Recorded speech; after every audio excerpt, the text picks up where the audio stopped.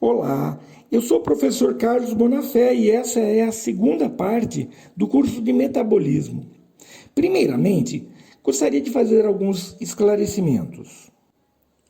Vamos abordar o metabolismo fisiologicamente, falando do funcionamento do organismo e dos órgãos e de maneira dinâmica, para motivar o aprendizado de cada via metabólica. E chegando nelas, nós vamos nos aprofundar bastante em vários aspectos. Ao contrário da maioria dos cursos de metabolismo, nós vamos discutir e mostrar as estruturas das moléculas envolvidas, o que pode levar à impressão de que se trata de um aprofundamento químico exagerado e desnecessário. A ideia de usar o modelo poligonal é tirar o caráter árido que normalmente ocorre quando se mostra as estruturas químicas de maneira convencional. Como são pouquíssimos grupos necessários para essa representação, três principais, que são a hidroxila, carbonila e carboxila, é muito fácil dominar essa nova representação. Bom, no entanto, é importante assistir às apresentações sugeridas na lista desse curso de metabolismo que aparece no YouTube. Então vamos adiante. Existe uma lógica nos nomes das estruturas e isso ajuda muito. Vamos, por exemplo, imaginar como seria o gliceraldeído e o glicerato. Aparentemente, dois compostos que podemos não ter ideia do que se trata. Na verdade, eles são próximos a participantes da via glicolítica. Observemos o glicerol, que é muito conhecido. O glicerol é um poliálcool muito importante também no metabolismo, sendo que ele tem 3 carbonos e 3 hidroxilas. Vamos imaginar o processo de oxidação no carbono da extremidade. Bem, de hidroxila vai para carbonila. Esse é um grupo aldeídico. Temos aqui então o gliceraldeído. Vamos novamente oxidar a molécula. Temos aqui então um ácido carboxílico, o glicerato. A familiarização com estruturas do metabolismo é muito interessante para um entendimento do metabolismo, e é essa a intenção. O objetivo é que essas estruturas sejam reconhecidas principalmente no contexto de suas participações nas vias metabólicas. Só conhecer o nome de participantes fica mais abstrato e superficial, sendo que o conhecimento de estruturas e seu significado, pelo contrário, leva a uma compreensão profunda do metabolismo. Mas isso tem que ser acompanhado, claro, do entendimento da lógica do metabolismo no organismo em diferentes situações, incluindo nas doenças. Devemos lembrar que a aprendizagem é um processo muito dinâmico, exigindo um comportamento ativo. Assim, apenas assistir a apresentações não ajuda muito, na maioria das vezes. Pode ser interessante, então, fazer anotações de aula, às vezes dar uma pausa no vídeo e anotar o que está sendo discutido, e fazer exercícios que são propostos após cada aula. É, inclusive, interessante fazer uma lista de perguntas que julgar relevantes e tentar responder. Os links com os exercícios estarão nos comentários. Consulte os livros e outros materiais também, quando necessário. De qualquer modo, isso é muito pessoal. Veja o que funciona para você. Por exemplo, para mim, o que mais ajuda no processo de aprendizagem é dar aulas. No metabolismo, as vias podem ser classificadas como vias metabólicas degradativas e sintéticas. As degradativas são chamadas de catabolismo e visam a obtenção de energia e também de moléculas menores para utilização, às vezes, em vias biosintéticas. As vias sintéticas são denominadas anabolismo e elas se referem a vias de síntese de macromoléculas. Interessante que, de modo geral, as vias catabólicas são convergentes e as anabólicas são vias divergentes. Significando o quê? Significando que, geralmente, muitas diferentes biomoléculas são degradadas a poucas diferentes estruturas. E estas poucas estruturas dão origem a muitas outras diferentes biomoléculas. Vimos a via glicolítica, que é uma via catabólica. Agora vamos estudar mais detalhadamente essa via. Enfatizamos que o cérebro necessita de glicose e oxigênio para sua alta demanda energética. O metabolismo completo da glicose consome oxigênio, levando a CO2 e água, com liberação de muita energia. Observando mais de perto, vemos que esse processo ocorre em 3 etapas bem distintas, sem consumo de oxigênio na etapa inicial. A primeira etapa consiste em uma série de reações a partir da glicose que resulta na formação de 2 moléculas de piruvato. O piruvato é uma estrutura de 3 carbonos formados a partir da molécula de 6 carbonos, a glicose. Esse processo é chamado de glicólise, sendo glicose é lise, quebra. E também é chamado de via glicolítica. A série de reações que ocorre nessa via leva à produção de 2 moléculas de ATP a partir de ADP e fosfato. Essa produção de energia é muito baixa, é cerca de 15 vezes menor que a degradação completa da glicose. Essa etapa ocorre no citossol. As outras 2 etapas acontecem na mitocôndria e dependem do oxigênio, o ciclo de Krebs e a cadeia respiratória. Por que ocorre dessa maneira? Uma parte anaeróbica sem oxigênio e outra aeróbica com oxigênio. Mais adiante abordaremos melhor essa questão. Não falaremos de via glicolítica na ordem das reações que ocorrem do início ao fim da via. O que faremos é colocar uma ordem lógica de raciocínio e isso facilitará a compreensão da via como um todo. Um bom domínio sobre a via glicolítica ajuda muito a compreendermos também outras vias e o metabolismo de maneira geral. Vamos primeiro olhar mais de perto essa nova molécula formada pela glicólise, o piruvato. Observamos que se trata de um composto que tem um grupamento ácido. Um esclarecimento: esse composto também pode ser chamado de ácido pirúvico. É como o ácido acético, que pode ser chamado de acetato. Rigorosamente, acetato diz respeito à forma ionizada e ácido acético à forma molecular. Essa nomenclatura ocorre em muitas moléculas e vamos dar preferência ao nome como forma ionizada, como piruvato, acetato, glicerato, que acabamos de ver, e assim vai. Voltando à degradação da glicose, dada relativamente pouca energia liberada nessa etapa, uma conclusão que se pode ter nessa altura é que a maior parte da energia contida na glicose permanece nas moléculas de piruvato. Outro aspecto importante do piruvato é que ele tem um grupamento cetona. Podemos dizer que se trata de um cetoácido. Como comparação, se substituirmos o grupamento cetona por um grupamento amino, temos aqui um aminoácido. Esse é um dos mais simples dos nossos aminoácidos, a alanina. A alanina e o piruvato são compostos muito relacionados no metabolismo, pois aminoácidos podem ser reversivelmente gerados através dos seus respectivos cetoácidos, por transferência direta de grupo amino. Isso será estudado adiante.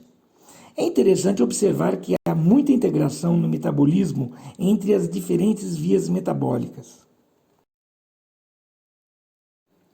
Vamos agora imaginar uma situação de privação de oxigênio em um tecido.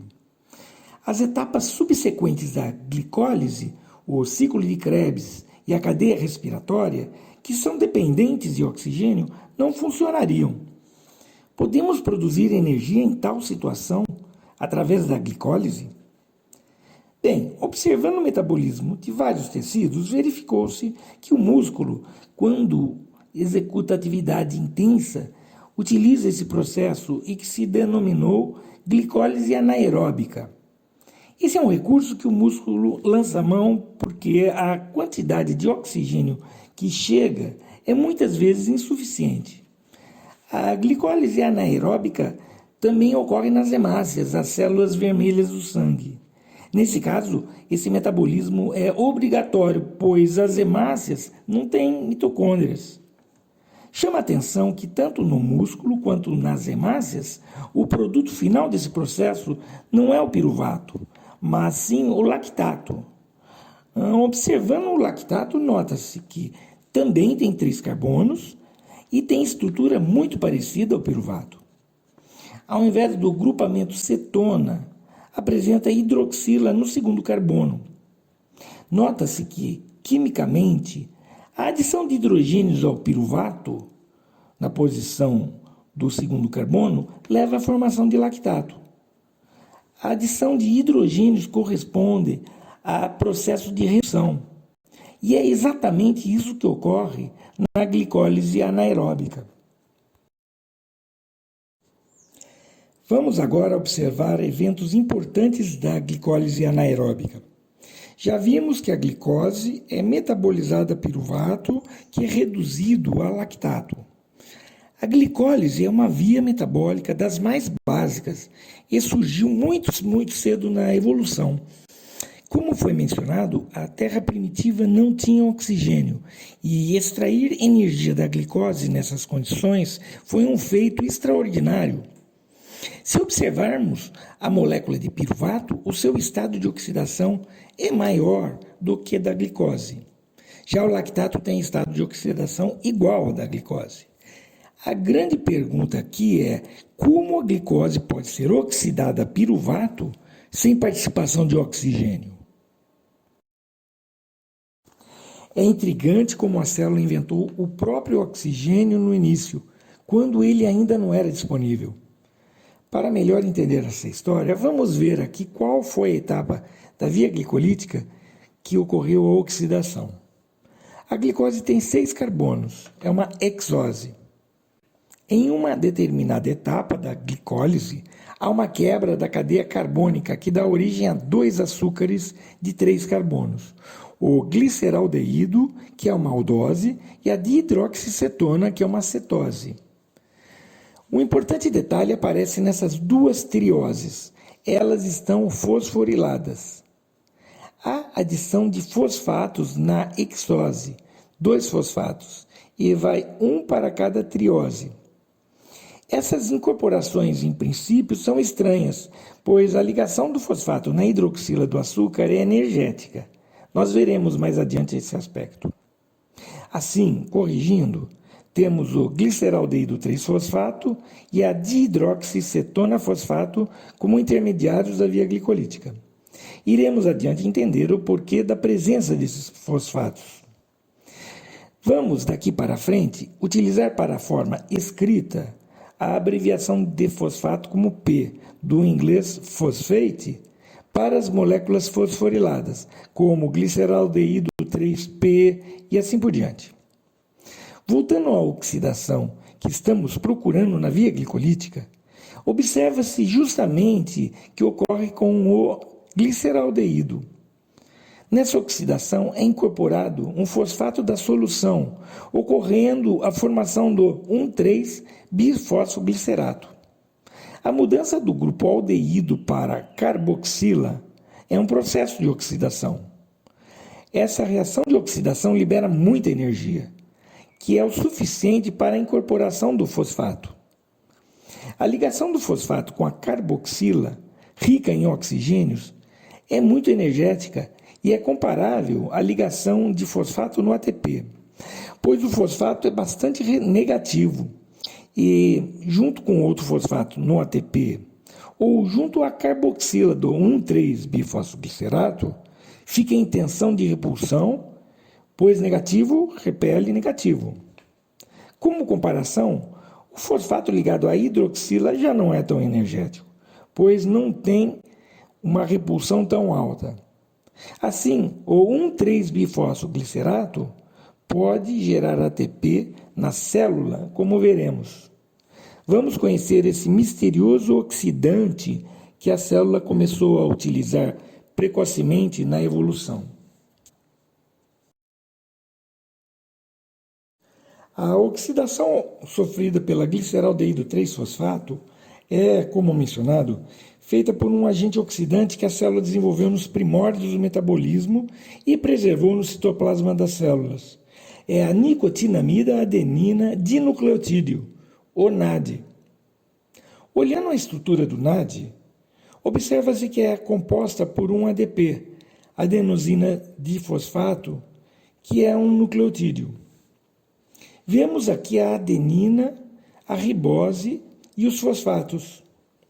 A outra parte da molécula também lembra muito outro nucleotídeo, mas a base nitrogenada é uma nicotinamida.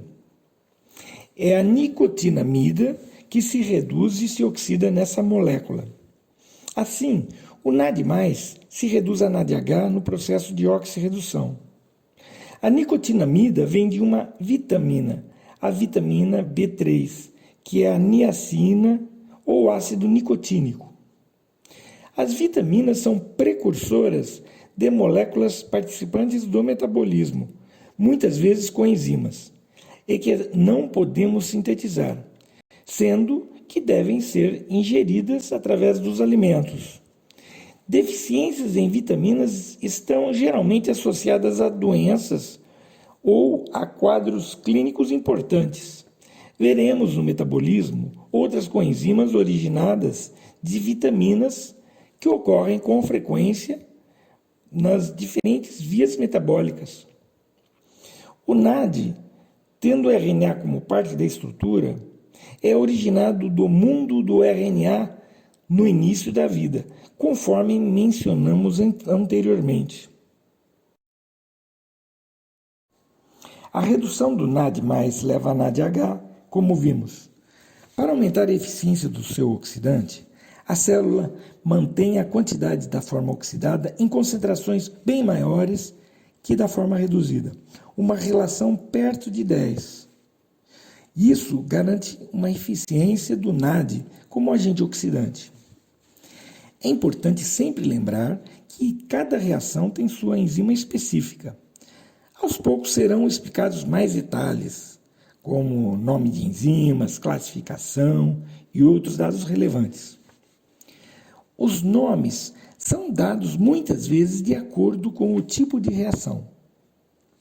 A reação que estamos vendo é de oxirredução, e isso é incorporado ao nome da enzima como desidrogenase. O nome dela é gliceraldeído 3-fosfato desidrogenase, longo, mas bem lógico, pois ocorre justamente a retirada de hidrogênio do gliceraldeído 3-fosfato. É uma reação reversível na célula. Assim, o correto é colocar o sentido inverso também.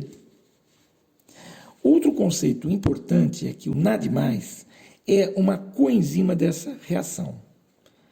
É como se também ajudasse na catálise. E assim como a enzima, geralmente está em quantidades muito limitadas e também tem que ser regenerada. Na verdade, é um substrato da reação, pois cada molécula do substrato que é oxidado, uma molécula de NAD+, se transforma em NADH. Temos aqui um grande problema, pois se a coenzima está em quantidade muito limitada, rapidamente a célula ganha muito da forma reduzida NADH, parando a via glicolítica. A solução para isso é uma reposição imediata da forma oxidada. Por exemplo, fazendo com que o NADH doe seus hidrogênios para um substrato mais no final da glicólise, que seria o piruvato, repondo a forma oxidada de NAD. Isso explica por que na glicólise anaeróbica o produto final é uma forma reduzida do piruvato, ou lactato. Vimos que a oxidação do intermediário gliceraldeído 3-fosfato, que ocorre com a ligação de um fosfato na molécula, leva ao consumo da coenzima NAD+, que deve ser reposta. Assim, o piruvato, que seria o produto final da glicólise, no caso da glicólise anaeróbica, ele é reduzido a lactato, repondo o NAD+, imprescindível para a glicólise continuar ocorrendo. A enzima que faz essa redução é análoga em função à enzima gliceraldeído 3-fosfato desidrogenase. O nome, então, deve ser dado pelo substrato que sofre a oxidação, o lactato, observando a reação inversa. Portanto, é lactato desidrogenase.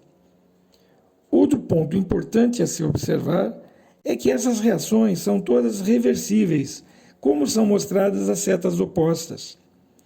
Foram omitidos os outros participantes nas reações inversas para simplificar a ilustração mostrada. Vamos agora para a função principal da glicólise, que é a produção de ATP.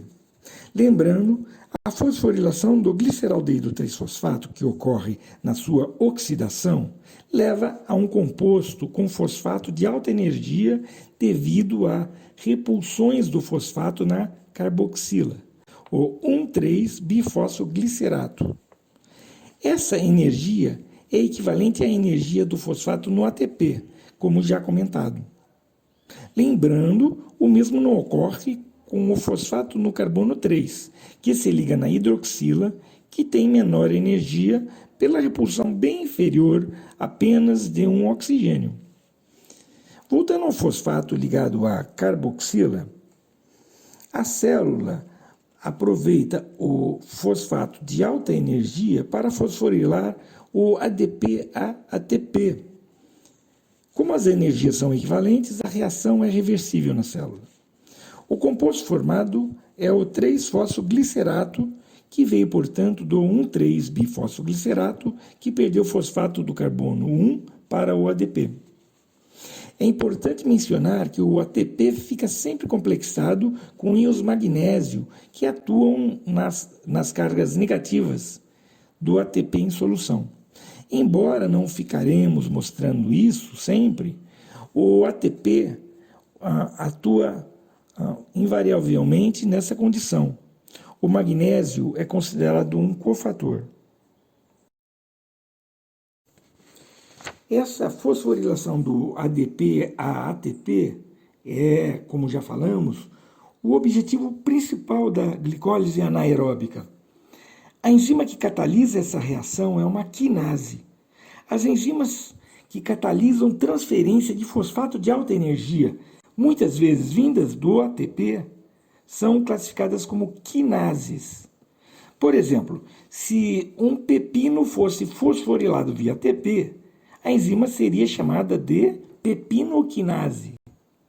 Uma curiosidade, 3 aminoácidos podem ser fosforilados em determinadas proteínas: a serina, a treonina e a tirosina.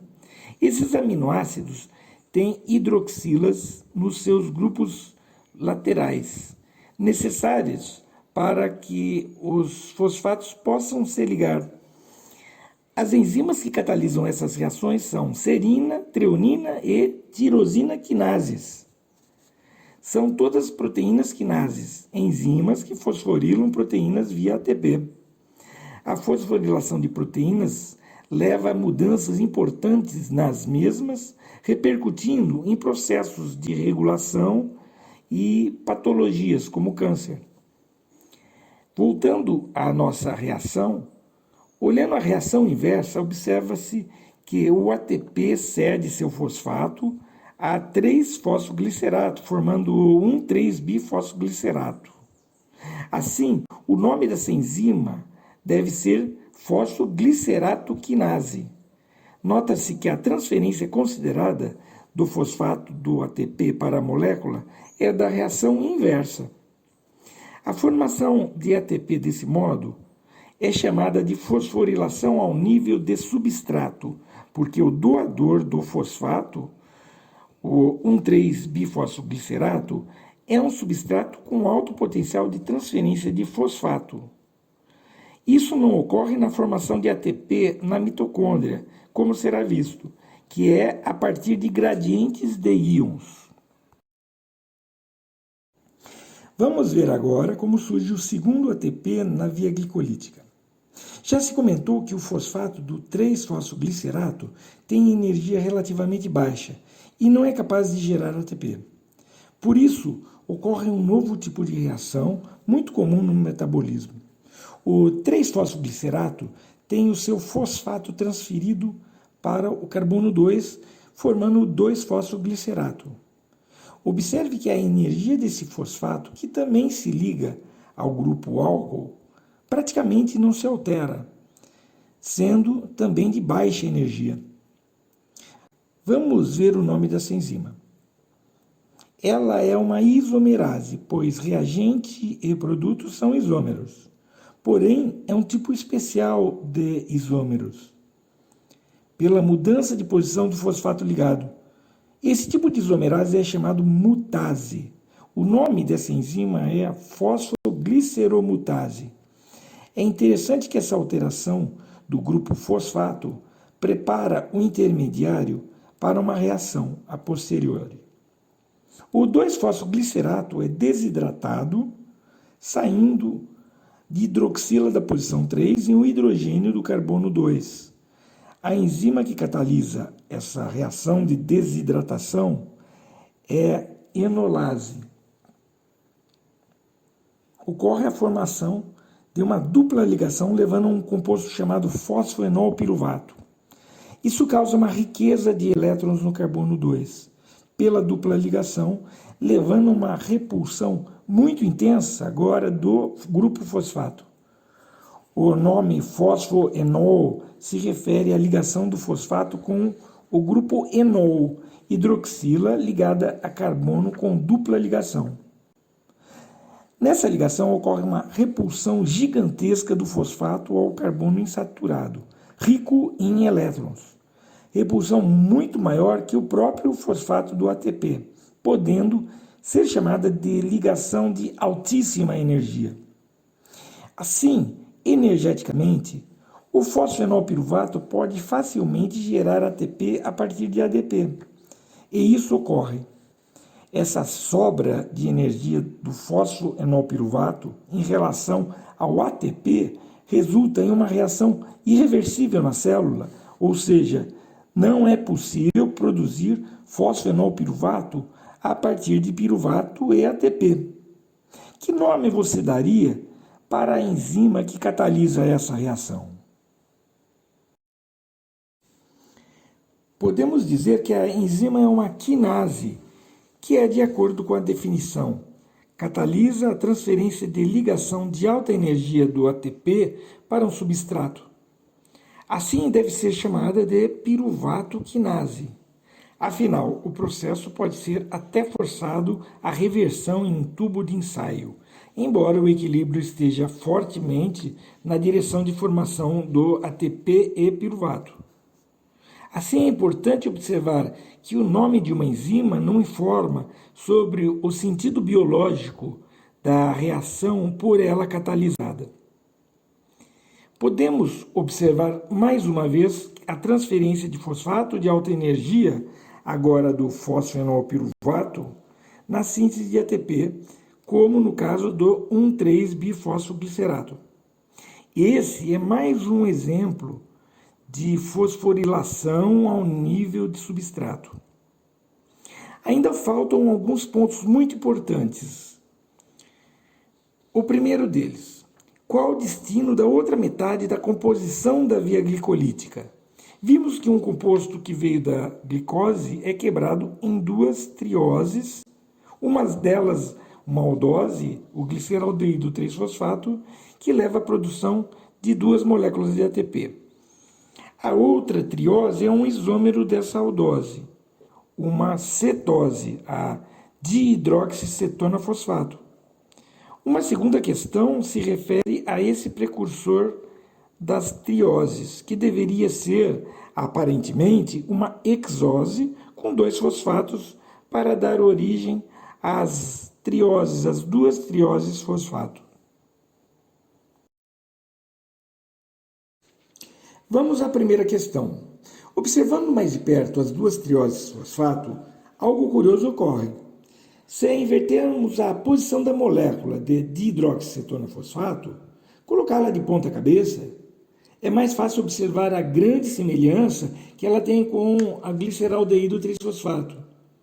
As hidroxilas e as carbonilas estão em posições trocadas nessas moléculas. Claramente, elas são isômeros entre si. Uma enzima transforma um isômero no outro e vice-versa. Essa interconversão permite que a molécula de dihidroxicetona-fosfato forme gliceraldeído 3-fosfato. Qual seria um nome adequado para a enzima que faz a interconversão dessas 2 trioses? Bem, trata-se de uma isomerase, já que reagentes e produtos são isômeros. O nome dessa enzima é triose fosfato isomerase.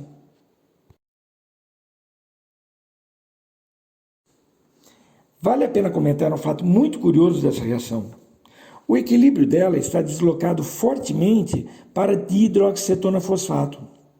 Na verdade, para cada molécula de gliceraldeído 3-fosfato, 20 moléculas de dihidroxicetona-fosfato coexistem em solução. Como resolver essa situação se precisamos do produto para a continuação da via glicolítica? O que ocorre é que reações subsequentes da via, como a oxidação do gliceraldeído 3-fosfato e as próximas, deslocam o equilíbrio entre as trioses no sentido da contínua reposição do gliceraldeído 3-fosfato. Esse tipo de situação é comum no metabolismo e direciona o fluxo no sentido da via metabólica. Enfim, a produção de ATP dobra para um total de 4 ATPs. Na verdade, tudo acontece dobrado a partir do gliceraldeído 3-fosfato. Respondido sobre o destino da dihidroxicetona-fosfato, vamos discutir a segunda pergunta. Qual o precursor das trioses fosfato e como elas se originaram a partir da glicose? Bem, um pouco de fisiologia. Primeiramente, é fundamental saber que a membrana das células não são permeáveis à glicose, que depende, para sua entrada, de transportadores específicos chamados de GLUT, Glucose Transporter do inglês. São conhecidos diferentes tipos de GLUT, variando conforme o tipo de tecido. Após a glicose entrar na célula, para que o processo tenha eficiência, a célula tem que imediatamente consumi-la para manter sua concentração a níveis extremamente baixos, permitindo que outras moléculas de glicose entrem, já que é um transporte passivo, ou seja, depende de gradiente de concentração. Assim, a glicose sofre fosforilação à glicose 6-fosfato quando dentro da célula. Como veremos, essa espécie formada é muito conveniente para os destinos intracelulares da glicose. Como já discutido, a ligação do fosfato ao grupo da hidroxila tem baixa energia pela baixa repulsão fosfato-oxigênio na ligação. A ligação direta do fosfato inorgânico, que é o fosfato livre em solução, é completamente inviável, pois o fosfato em solução não dispõe de nenhuma energia para se ligar a açúcares, já que isolado não tem repulsão nenhuma. Em outras palavras, é uma reação bem montanha acima. Por outro lado, o ATP possui energia, mais do que suficiente para realizar essa fosforilação. Essa energia do ATP é um recurso frequentemente utilizado para viabilizar reações no metabolismo. É formado glicose 6-fosfato, EADP. A enzima participante transfere fosfato de alta energia para outra molécula, portanto é uma quinase, sendo que seu nome é hexoquinase. Foi dado esse nome porque a enzima é capaz de fosforilar outras hexoses. Curiosamente, no fígado, tem uma variante mais específica, cujo nome é glucoquinase. A glucoquinase tem propriedades distintas da hexoquinase, como será visto em aula futura. Uma importante observação é sobre se a reação pode ou não ser reversível na célula. É fundamental observar que a baixa energia de ligação do fosfato na glicose não é capaz de gerar um composto de alta energia de ligação como o ATP. Portanto, essa é uma reação irreversível na célula. Muito bem. Calma, gente, que estamos chegando lá. Observando a glicose 6-fosfato, sem considerar um novo fosfato no momento, uma cisão da molécula não parece compatível com a formação de duas trioses, sendo uma delas cetose, que tem a carbonila na segunda posição, que, por sua vez, não poderia originar da glicose, porque a glicose tem hidroxilas nos carbonos 2 e 5. A glicose 6-fosfato, sofrendo uma inversão nessas posições da carbonila e hidroxila, poderia resolver esse problema, pois geraria um carboidrato com carbonila no segundo carbono.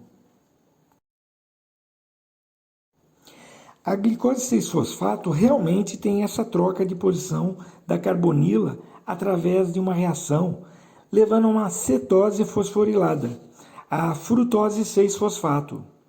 Conforme vimos, essa molécula em uma cisão poderia gerar uma triose tipo cetose, pois a carbonila da frutose se encontra na posição do carbono 2. Como essa reação é de troca de posição de carbonila do substrato pela hidroxila, a enzima correspondente é uma isomerase. Assim, o nome da enzima é glicose 6-fosfato isomerase.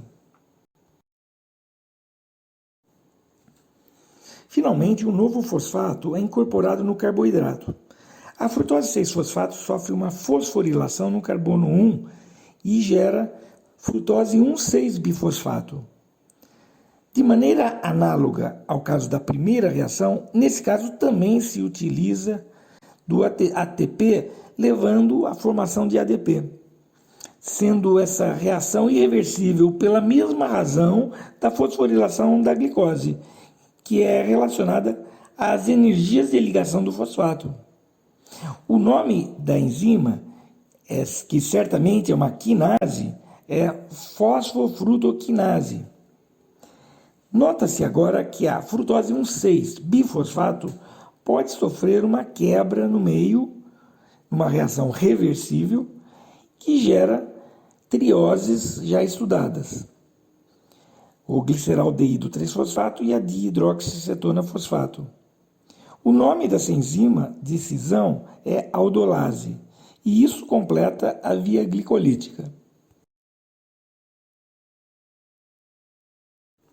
Vamos agora ter uma visão da via glicolítica de acordo com a ordem das reações, resumindo os pontos principais. É uma via que tem diversas funções, e estamos aqui considerando a função de fornecer ATP, caso da glicólise anaeróbica. Vamos então. Temos duas fases. A primeira fase é conhecida como fase de preparação ou de investimento, porque há gasto de duas moléculas de ATP. No citoplasma, a glicose, através da hexoquinase, sofre fosforilação no carbono 6 consumindo ATP em uma reação irreversível que leva à produção de glicose 6-fosfato. Isso retém a glicose na célula e ajuda a entrada de mais glicose. A glicose 6-fosfato pode seguir para diferentes vias metabólicas.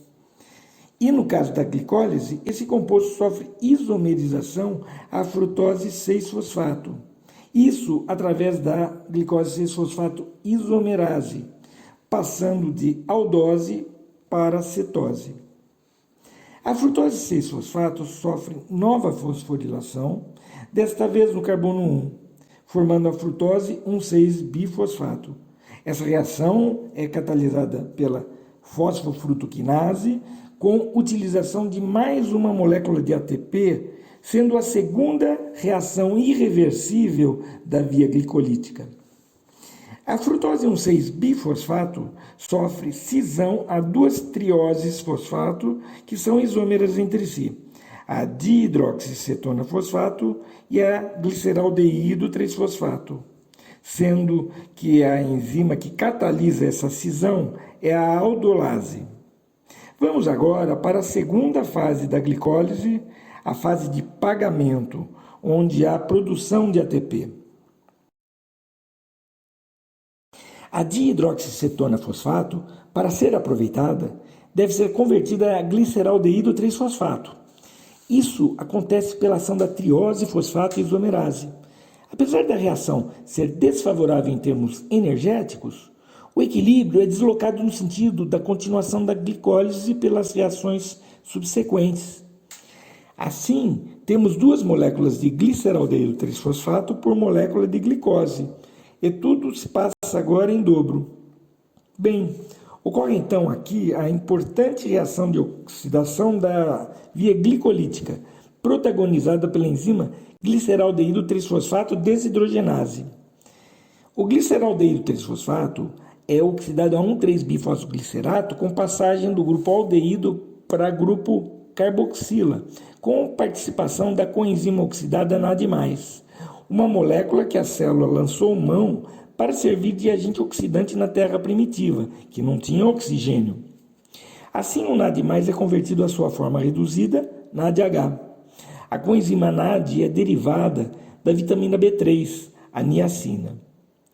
Muito bem, aproveitando a energia de oxidação do gliceraldeído 3-fosfato, um fosfato inorgânico, isto é, íon fosfato dissolvido no citoplasma, é incorporado no carbono 1, agora carboxila, se tornando um fosfato de alta energia. Assim, o produto formado, o 1,3-bifosfoglicerato, promove a síntese de ATP a partir de ADP, sendo catalisada pela enzima fosfoglicerato quinase. É uma fosforilação a nível de substrato. O produto formado, o 3-fosfoglicerato, sofre isomerização a 2-fosfoglicerato, catalisada pela fosfogliceromutase, preparando um intermediário para desidratação, promovida pela enolase na reação seguinte. É formado fosfenolpiruvato, composto de altíssima energia.